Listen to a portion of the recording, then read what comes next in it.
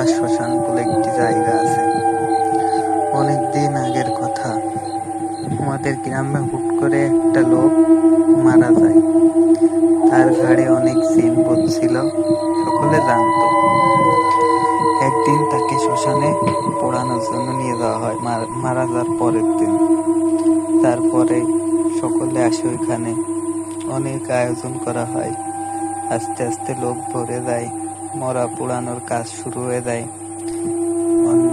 ঘন্টাখানিক পরে চিতার উপর যখন তাকে উঠানো হয়, ওইখানে আগুন দেওয়ার পরে চিতার থেকে কালো ধোঁয়া বের হয়। সকলে তাকায় দেখে, তার মধ্যে একজন ছিল সুজাই। সেও একটু এরকম ভাব ছিল জেনের, যার কারণে সে অনেক কিছু অনুভব করতে পারে। সে দেখতে পায় ধোঁয়ার ভেতর থেকে কে যেন তাকে ডাকছে। তখন আর সে কাউকে বলে না, সামান্য গাবড়ে যায়। কিন্তু পরের দিন বাড়িতে আসার পর থেকে তার হয় অনেক সমস্যা, অনেক কিছু ফেস করতে হয় তাকে। মাথা ঘোরা, বমি বমি ভাব। সকলে ডাক্তারের কাছে নিয়ে যায়, অবস্থা অনেক খারাপ হয়ে যায়। কিন্তু কোনো কিছু বুঝে ওঠার আগেই সে পাগলের মতো হয়ে যায়। পরে বাড়িতে থাকে, মাঝরাতে শুধু রাস্তার দিকে চলে যায়। বাড়ির পাশে ছিল একটা বড় নিম গাছ, নিম গাছের কাছে যাইতো, যাই বসে থাকবে, অনেক সময় ধরে থাকতো। আস্তে আস্তে বাড়ির লোকজন এটা খেয়াল করে এবং তাকে বলে, কি হয়েছে তোর? কেউ ও তো আর কোনো কিছু বলার সুযোগ পায় না, কোনো কথা বলে না, শুধু মাথা ঝাঁকি দেয়। কিন্তু এরকম অবস্থা দেখে তার বাবা মা খুবই ভয় পেয়ে যায়। এরপরে একটি ওঝার কাছে নিয়ে যায়। ওঝা বলে যে, মরা পোড়ানোর সময় তুমি কি সাথে ছিলে? তখন সে বলে হ্যাঁ। বলে কি দেখতে পেয়েছো? বলে 3-4টে ধোঁয়া, কালো ধোঁয়া আমার দিকে এগিয়ে আসছিল, আমি ওটা দেখে অনেক ভয় পেয়ে যাই। তখন ওঝা বলে, বুঝেছি, তোমার ভিতর ওই জেনগুলো ভর করেছে, এখন তোমাকে ছাড়াতে হবে। তারপরে যায় ও ওঝার কাছে যায়, সকলে ছাড়ানোর দিন চলে আসে। ছাড়ানোর দিনের আগের দিন রাত্রে ও বাড়িতে শুয়ে থাকে একা, ওর বাবা মা বাইরে থাকে।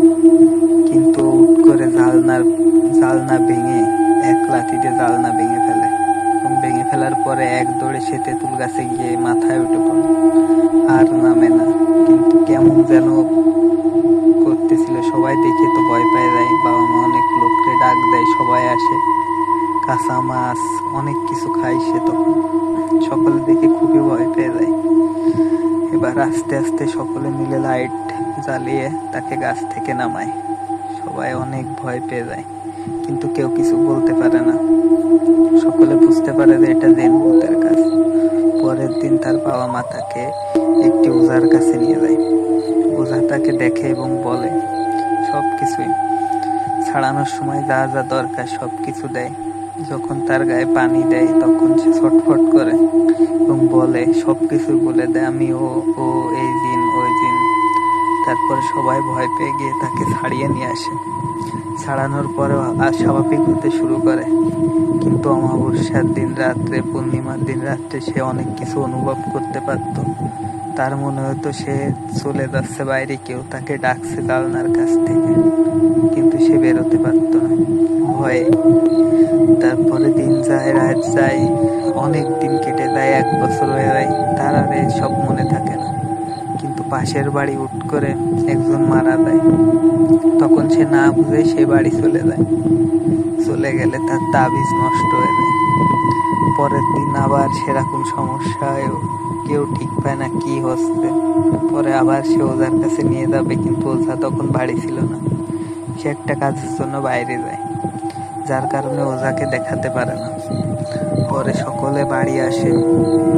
বাড়ি আসার পরে রাত্রে ঘুমায়। তখন হুট করে সে কান্নার শব্দ ঘরের থেকে বেশি আসে। ওর বাবা মা বাইরে থেকে অনেক ভয় পায়, যার কারণে দরজা গুঁতাতে থাকে যে দরজা খোল, দরজা খোল, কিন্তু সে খোলে না। তারপরে অস্বাভাবিকভাবে দেখা যায় সে ঘরের বাইরে, কিন্তু ঘরের দরজা লাগানো, গ্রিল দেওয়া, সবকিছু, বেরোনোর কোনো উপায় নেই। তারপরে বাইরে থেকে আসা শুরু করে। ওর বাবা মা দেখে অনেক ভয় পেয়ে যায়। আবার ঘরের ভিতর থেকেও সে ডাকছে।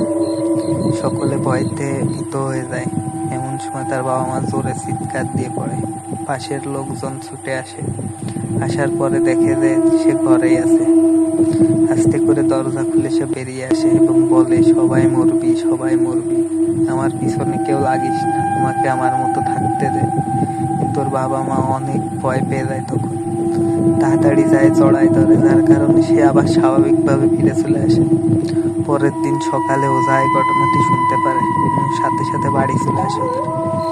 বাড়ি আসার পরে বাড়ি অনেক কষ্ট করে বাড়ি বান্ধা দেয়, যার কারণে তার ভিতর দিয়ে আর কোনো ভূত চলাচল করতে পারে না, ভূত জেন আত্মা কোনো কিছুই বেরোতে পারবে না। এমন ভাবে স্বাভাবিক হতে হতে অনেক দিন কেটে যায়। আবার 1 মাস পরে তারা যায় ওঝার কাছে যায়। ওঝা তখন তার তাবিজটি খুলে দেয় এবং জিনদের গাড়ে নিয়ে আসে। বলে, তোমরা কি চাও? বলে, আমরা একে চাই। তখন তার বাবা মা করে কাঁদতে দেয়, কিন্তু সে বলে, না, একে দেওয়া যাবে না, তোমরা অন্য কিছু চাও। তখন বলে যে অমাবস্যার রাত্রে নদীর ঘাটে গিয়ে পানি নিয়ে আসতে হবে, 1 জগ পানি এনে ওই পানি দিয়ে একটি ছাগল কুরবানি দিতে হবে, তাহলে আমরা চলে যাব। তারপরে তার বাবা মা কথা মতো সে তেমনই করে। পরের অমাবস্যায় গিয়ে জল ভরে নিয়ে আসে এবং ছাগল কুরবানি দেয়। তারপরে আস্তে আস্তে সে স্বাভাবিক জীবনে ফিরতে শুরু করে। তবে এখনো সে অমাবস্যা পূর্ণিমায় অনেক কিছু উপলব্ধি করতে পারে। সে ভয়ে ঘুমাতে পারে না সারা রাত ওই দিনটায়।